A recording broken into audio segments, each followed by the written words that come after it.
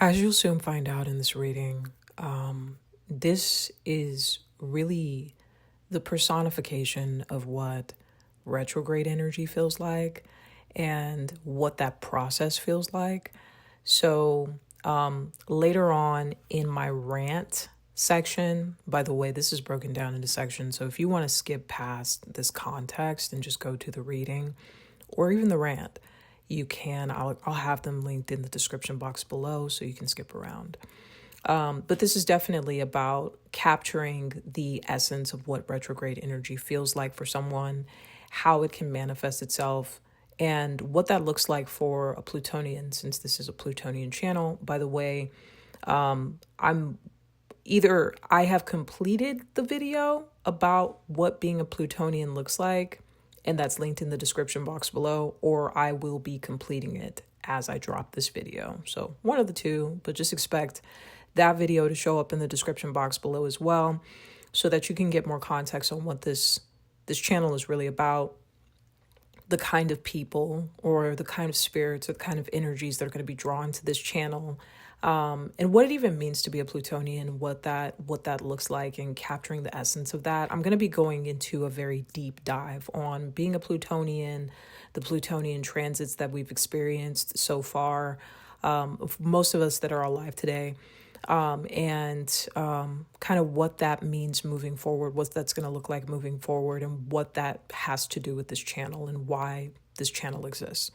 So that is really just kind of the context here. Some of the energy in here is a little bit reflective of the previous reading, the reading prior to this one. I'll also link this in the description box below, so you have context in terms of like what was the previous reading about, because you might just be stumbling upon this reading and you haven't even watched the other reading on my channel yet. So everything will be linked in the description box below. I'll also write some stuff that maybe I just kind of didn't remember to put in, or as I was kind of riffing, because all of this is kind of natural, off the cuff. None of this is scripted. So I'll probably put in the description box like the signs that are coming up in this reading, if I don't actually mention them in the reading myself, like actual in the reading. The signs that are probably going to resonate with this reading the most, or the signs that are coming up the most in this reading. Also keep in mind, when I'm doing these readings, I am talking directly to you, the Plutonian, but this can also apply to you, the viewer, right? This can apply to you, the viewer, in terms of like the people in your life. And what I mean by that is this: maybe you're not Plutonian, but you're a viewer, right? So you might have somebody in your life who is Plutonian, and they're exemplifying these qualities and characteristics, and you get to listen to kind of the thought process and the spiritual process that person is going through in this channel.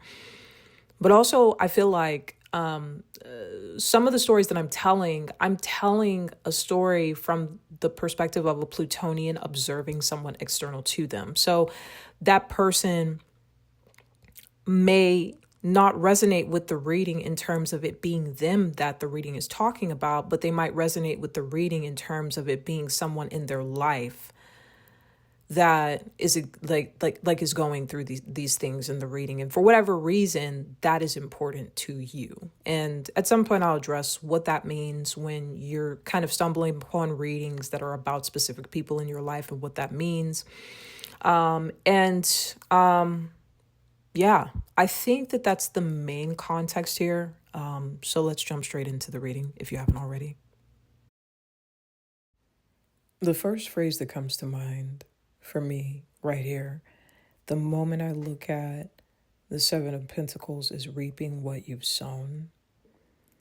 And I think a lot of people use that phrase in the negative, but you reap what you sow in the positive too, right? So if you're sowing good seed, then you get a good harvest. Now, if you're sowing bad seeds, sure, you get a terrible harvest. And I think that is kind of the core issue here in this reading, is like, what are you sowing? What did you sow? And I'm saying did on purpose because I think that there's a heavy emphasis on the past here, especially with the way that the major characters in these cards are oriented. They're oriented to the left. So the way that I read, the left is the past, the right is forward. And then, when they look straight at you, it's usually in the present, right? So their body language is very much towards the past and what's been happening in the past, and, how the past has unfolded.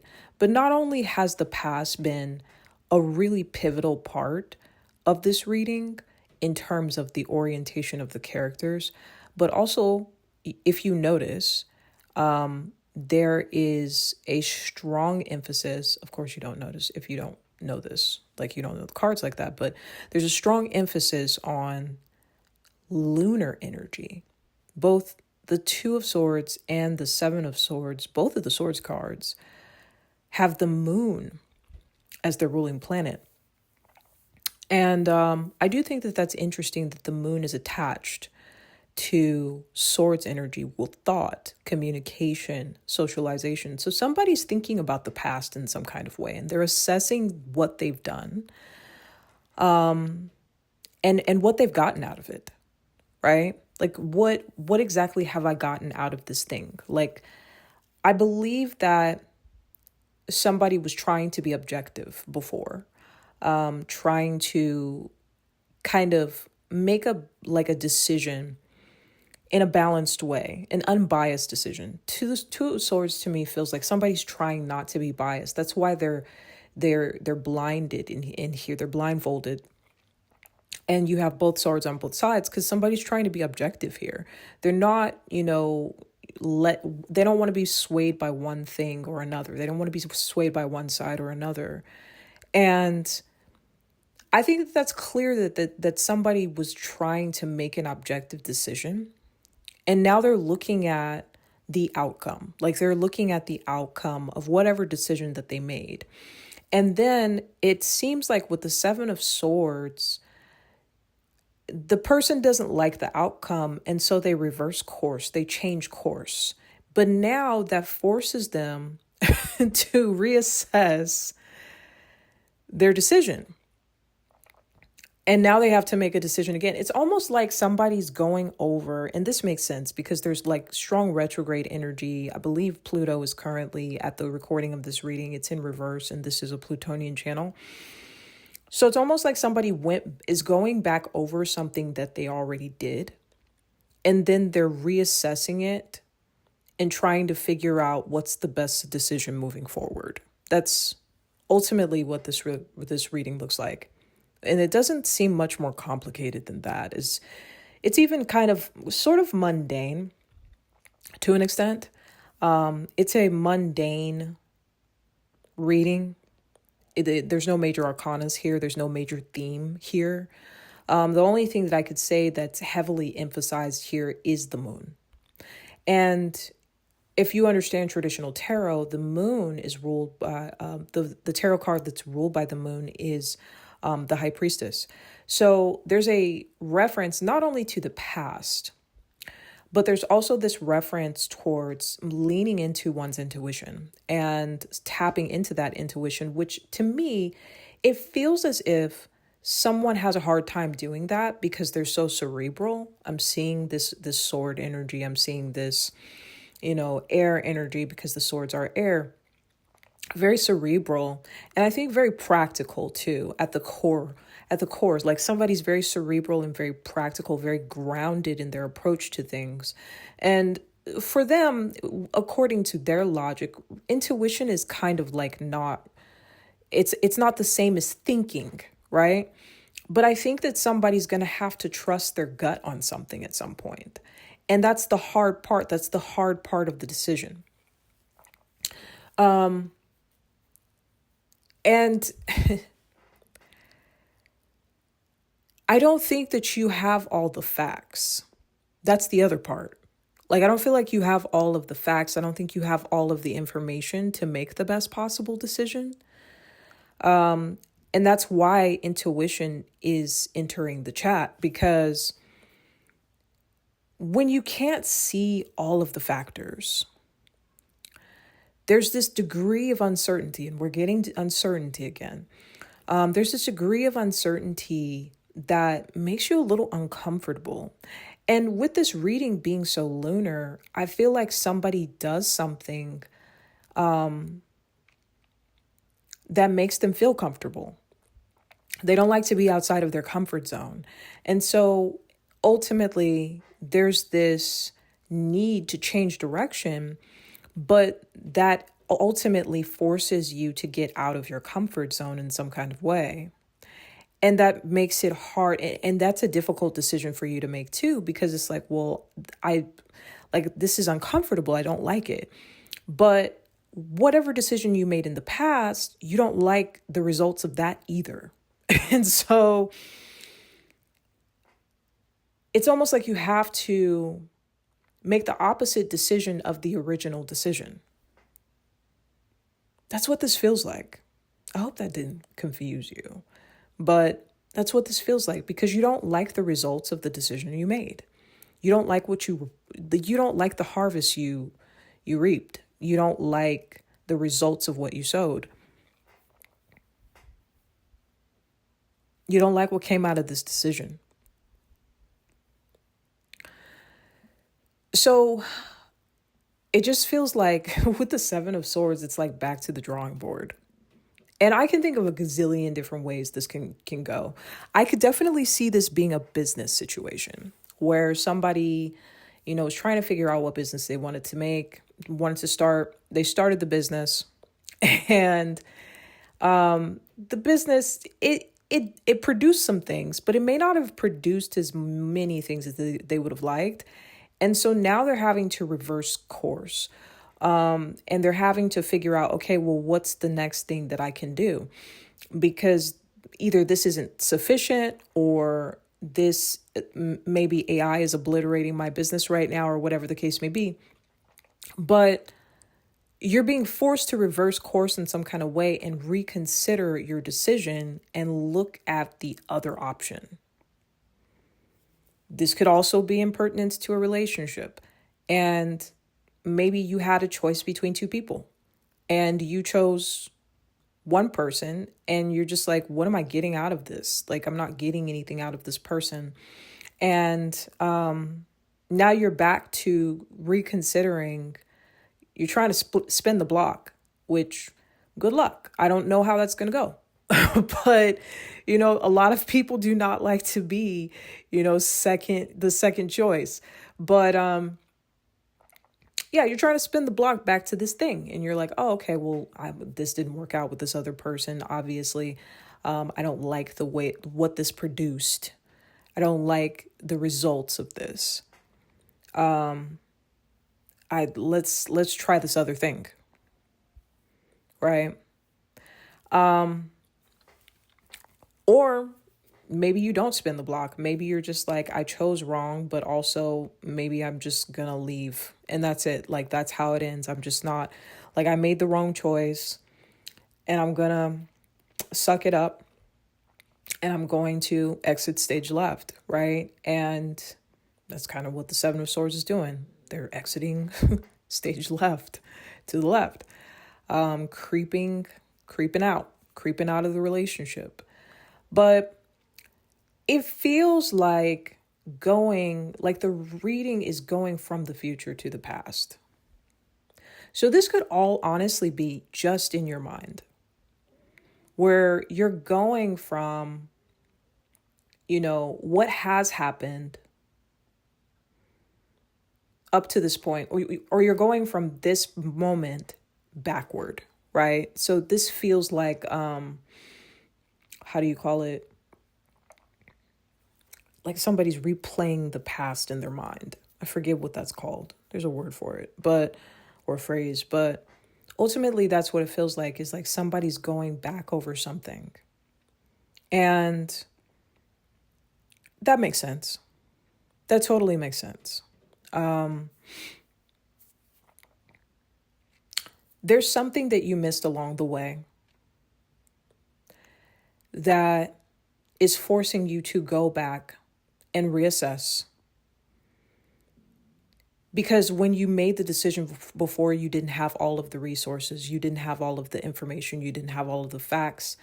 But now that you have a little experience and you already see the results of what it looks like having made the decision without all of the resources and facts, now you get to go back with more information, because the Seven of Swords, we've got a lot of swords here. We've got more information, we've got more resources, we've gotten more facts, and we can go back and make a better decision. So to me, this is just somebody making a more informed decision.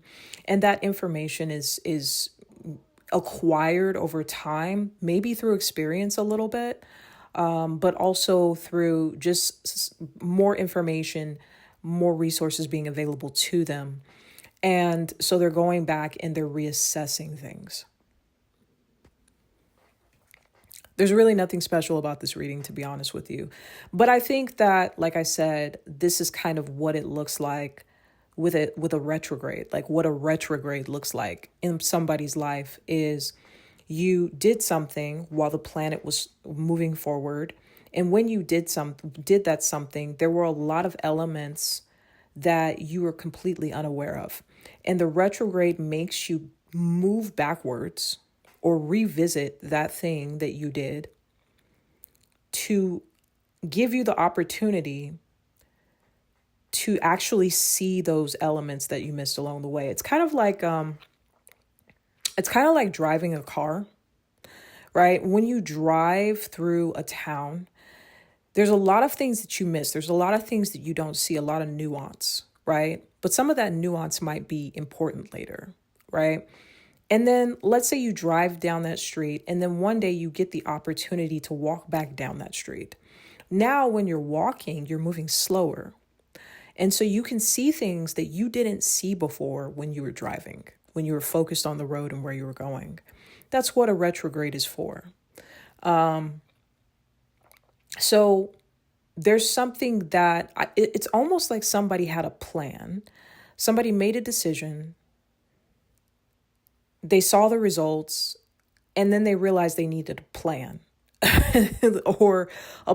or an idea, like a plan, a goal, an understanding of what they want the future to look like or how the future can work or whatever the case may be.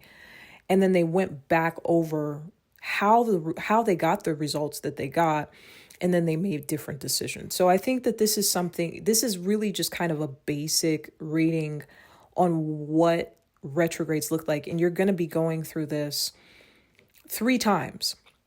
So the planet will go direct. That's the first pass. Then it'll go retrograde. That's the second pass. And then from the retrograde, it'll go through that period of time again.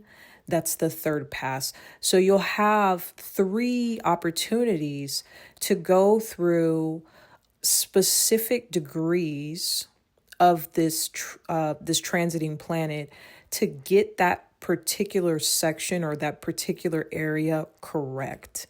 And then you'll be able to see different results. Now, the rough thing about this is if this is about how Pluto in Aquarius is, approaching things, if this reading is about the Pluto in Aquarius retrograde energy and just like how you're going to kind of be, it's almost like somebody's being dragged back when you're in a retrograde. It almost feels like you're being dragged backwards. Pluto moves really slow. It's the slowest moving planet in the group of planets. So this process is not going to be like a few days. It's going to be like probably the better part of a year.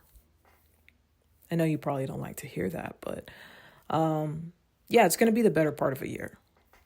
So this is kind of, it is mundane, I think, because this is what's going on beneath the surface. So you might have moments where you feel like you're like deja vu, like I just did this, because you did. But you have an opportunity to do it in a different way. You have more information now and more resources now than you did when you first did it, that first pass. you'll acquire even more through the second pass during the retrograde, and then you'll have even more during the third and final pass when it goes completely direct out of those degrees. So if you feel like you're having deja vu, or you feel like you have to go back over something because you don't really like the result of something, this is just kind of your confirmation, like this is a time to reassess things. If you've already been feeling this pull to reassess things in specific areas of your life, especially areas where Pluto's transiting right now, then that's probably what you should do. That's probably what's best for you. Yeah, that's all I'm getting here.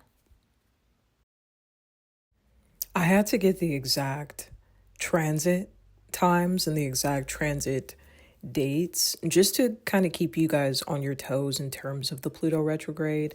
As a Plutonian, you want to understand exactly how long you're going to be under the influence of this retrograde. So the pre-retrograde energy started on the 11th of January, 2026. So that's when whatever this dynamic, this reading is talking about started, right? So it was pre-retrograde, which means Pluto was moving direct all this time up until May 6th at 8:34 a.m., okay? And this is PT, West Coast time.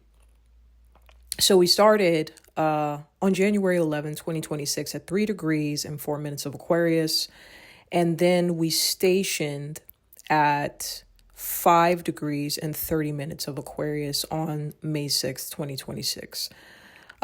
We officially went retrograde. Well, we stationed a little bit before the May 6th, much further before May 6th. So you might have felt like a little bit of stagnancy, like you weren't moving forward or backwards. You were just kind of stuck in the middle. Prior to May 6th, a little bit prior to May 6th, maybe a couple of weeks prior to that. And then the retrograde officially kicks off or starts as of May 6th at 8:34 a.m. And then it will be over as of October 15th at 7:40 p.m. And we'll be back to the 3 degrees and 4 minutes of Aquarius. So that's not the end of the story, because we've been dragged back. We're going to be dragged back this entire time, back to what was happening between the time of January 11, 2026 and May 6th, 2026. We're going to be dragged back, and we're going to have to revisit all of the events during that time, during this retrograde between May 6th and October 15th, 2026. And then we're going to go direct on October 15th at 7:40 p.m. It's going to be slow at first, so it's going to feel like we're not really moving for a couple of weeks, and then it's going to kick back off. Pluto's already slow, so just be aware of that. And then we're going to be moving back into the degrees from 3 degrees and 4 minutes of Aquarius back into 5 degrees and 30 minutes of Aquarius. And then we will not be revisiting this cluster of degrees in Pluto and Aquarius again for this particular transit. So the objective in a retrograde is to pay attention to that period of time, because that period of time is giving you clues about what you're revisiting, what you missed along the way, what you need to pay attention to, what are major themes in your life that were cropping up during this time. And it's going to be, like I said, for a long time, because we don't officially exit this, I like to call it like a retrograde kind of bubble until February 6, 2027 at 9:57 a.m. And then we're entering a new phase of Pluto and Aquarius, where there's new themes that are playing out outside of this one. So that is quite literally a few days shy of an entire year that you're going to be replaying these themes that started January 11th, 2026. And it's going to be intense, obviously, because Pluto is intense. It's intense. And on top of that, it's going to drag and drag and drag. But ultimately, it's the reason it's taking so long, obviously, duh, because it's Pluto and it moves slower, but also it requires more thought, right? Because Aquarius is air energy. It's about thought, especially forethought.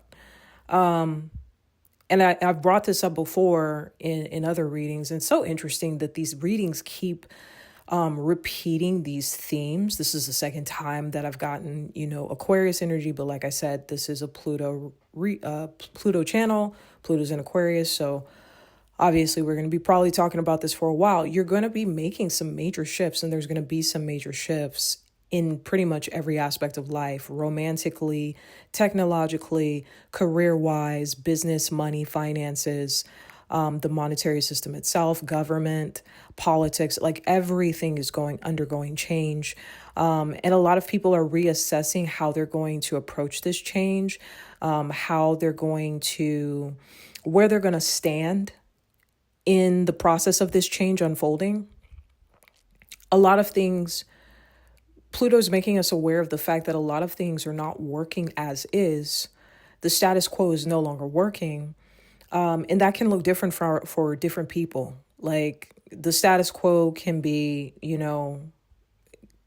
from the conservative to the liberal. All of it is kind of fundamentally the same energy, in my opinion, because Saturn rules both Capricorn, the conservative, and Aquarius, liberal. So it's all under the same umbrella. But I think the point with this energy is checks and balances. You don't want the world to get too conservative, and you don't want the world to get too liberal, right? Like, I think that that's the point. And I think that we're trying to find the balance. We're trying to find that middle ground where it works for everybody. And so far, we have not done that. We've swung from one side to the other side. And I think we're probably going to swing again. I do feel like more people are becoming aware of the fact that both sides to the extreme kind of look the same. And therefore, we have to look for an alternative to sides, right? And so I don't even know why I'm on this topic again, but I'm going to actually move back towards the Aquarius part in general, which is like, but honestly, yeah, I guess you could say sides, because there's two sides to Saturn, right? There's two faces to it, right? It's technically a dual planet. And so that's even in finances and career, like the status quo really isn't working.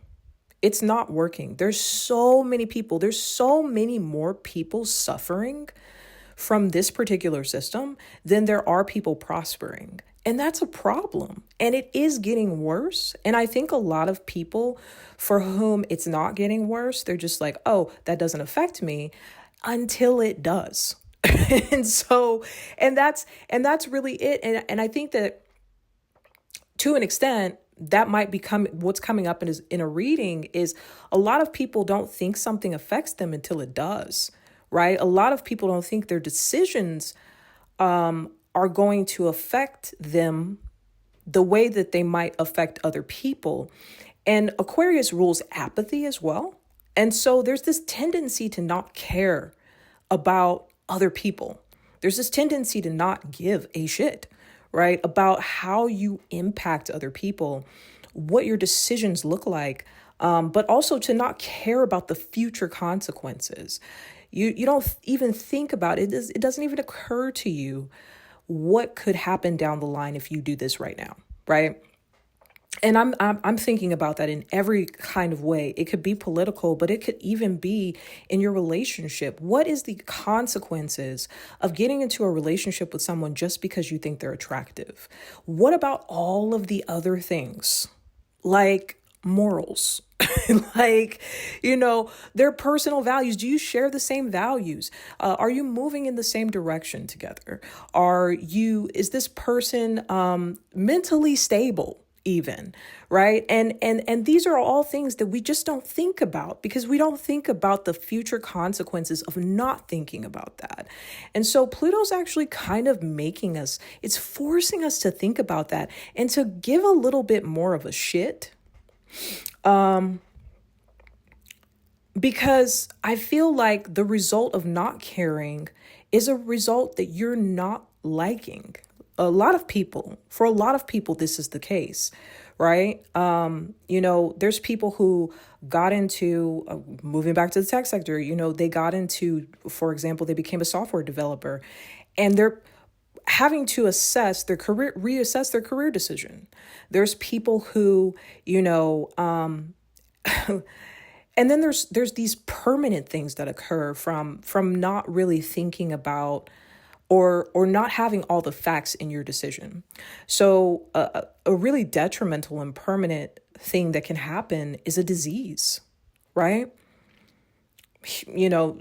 Apparently there's a lot of diseases that are increasing with time in, certain environments. And, when you're intimate with someone, you're not really thinking about the future consequences of not actually asking them or insisting on getting tested, getting the results together, etc.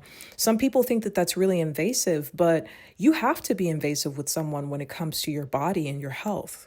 You do. Because they're about to invade your body. So it's like, you need to think about that, because now some people have permanent consequences. Like, they can't go back and change their mind.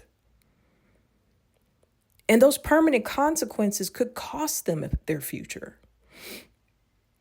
So Pluto really does make us, the retrogrades really make us reassess things.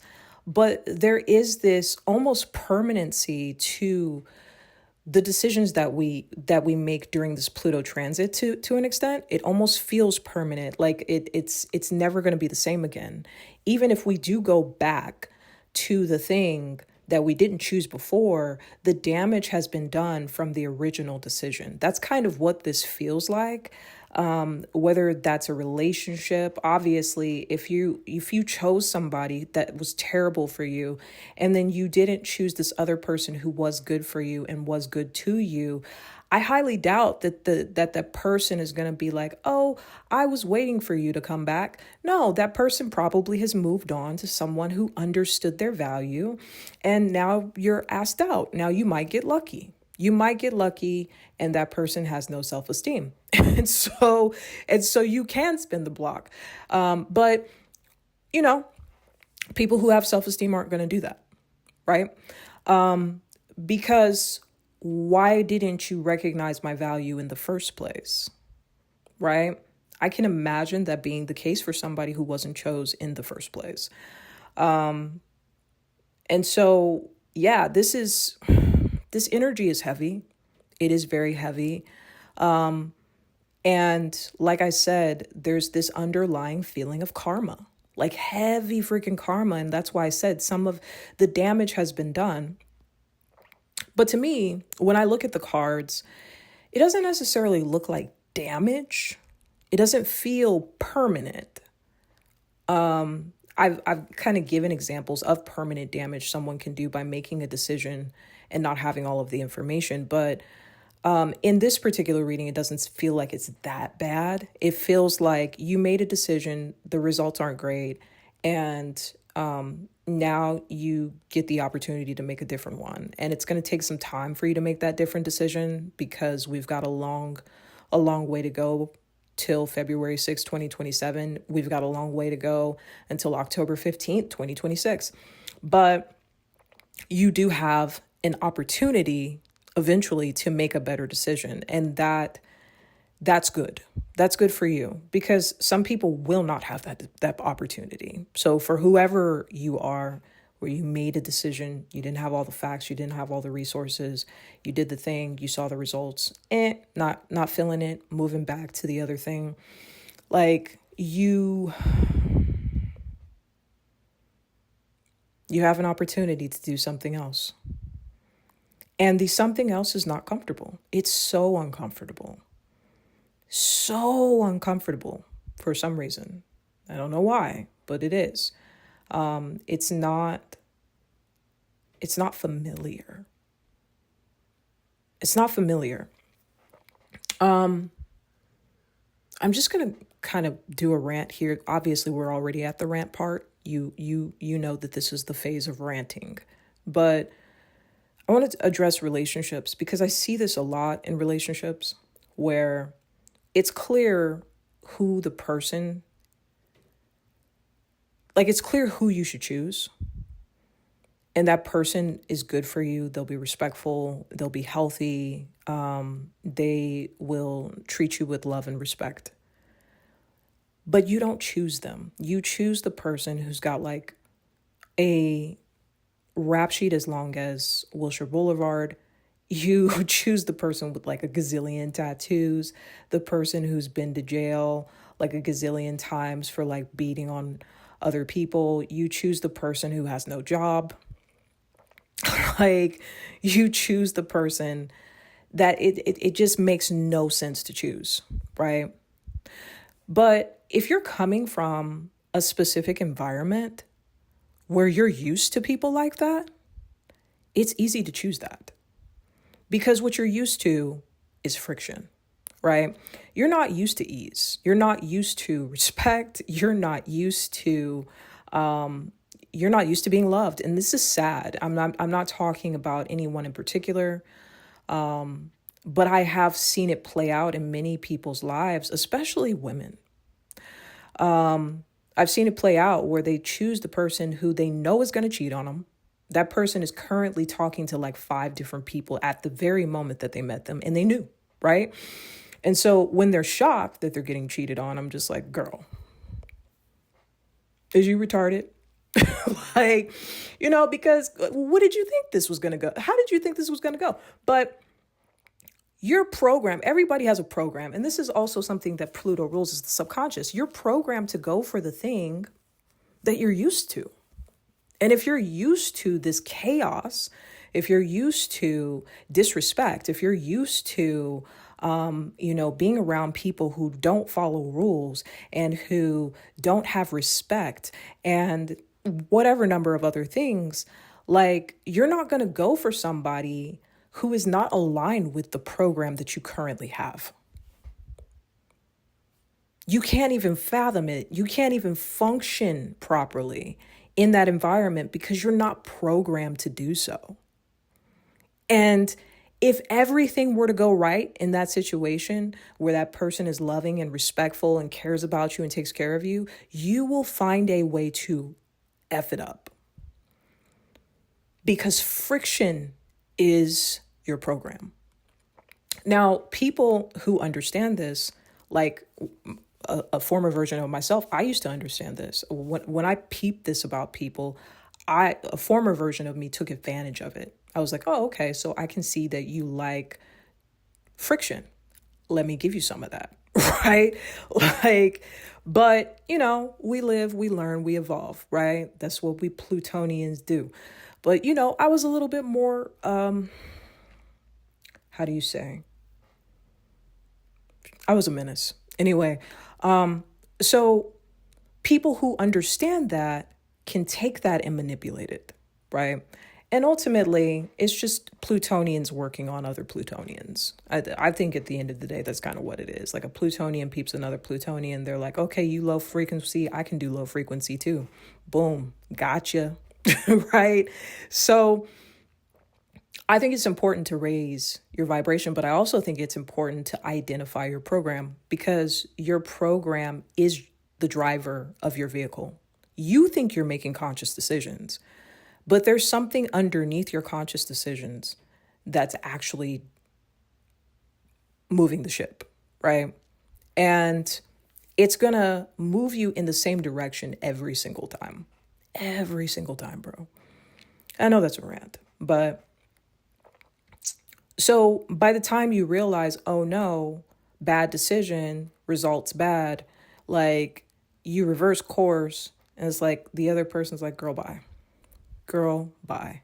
Or boy, bye. Some of these dudes out here also like to get stomped on emotionally. So I don't know. And some of them even physically. So I don't know. I think it's important to know that, like, know what's going on underneath the surface of you, right? Because once you know that, you can reprogram yourself. It's going to take some time because honestly, the original program has probably been in effect since you were little, since your brain was developing, right? It's been a long time. And pretty much everyone who's watching my videos is an adult, so I'm assuming decades, right? So you need to catch that. You need to catch that program so that you can make different and better decisions.